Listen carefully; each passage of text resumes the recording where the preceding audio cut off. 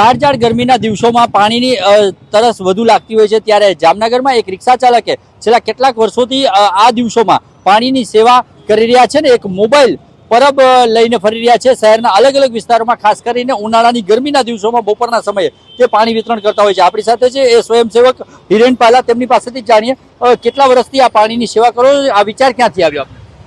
આ વિચાર છે ને કોઈને પાણી મળે ના મળે અને ગામડાનું કોઈ માણસ આવતું હોય રિક્ષામાં તો મને પીવડાવવાનું મન થાય. મેં કીધું આ પીવડાવું બધાને, કે રસ્તામાં ગાડી ઊભી ના રાખવી પડે અને આ સેવાનું કામ છે એટલે હું આ બધાને પાણી પીવડાવું. અને ચાલતું પીતું પરબ અને આ સેવાનું કામ છે અને હું કરું છું. અને મારી પાસે કોઈ પૈસા લેતું નથી, કોઈ પ્લાન વાળા એમને ફ્રીમાં મારે પાણી આવે તો મારો પણ એટલો હક બને છે. હું બધાને કર્મ કરતો રહું અને એવી ભગવાનની કૃપા કરું, ભાઈ મને આવો લાભ મળ્યો.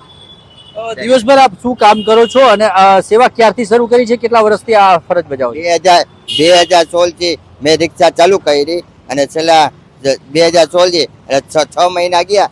6 મહિના પછી મને વિચાર આવ્યો આવી રીતના, ભાઈ મારે કંઈક કરવું છે, કંઈક સેવાનું કામ. એટલે હું ચાલતો પીતો પરબ રાખું છું, પાણી પીવડાવું છું. બધા આવી કાચા તડકો પડે છે તો મને એમ થયું પીવડાવું બધાને, સેવાનું કામ કરું.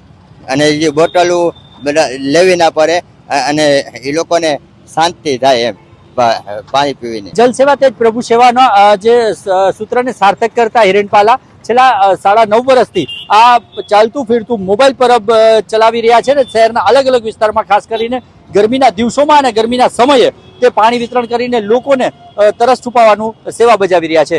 અનિલ ગોયલ સાથે દિવ્યેશ વાળા, ખબર ગુજરાત, જામનગર.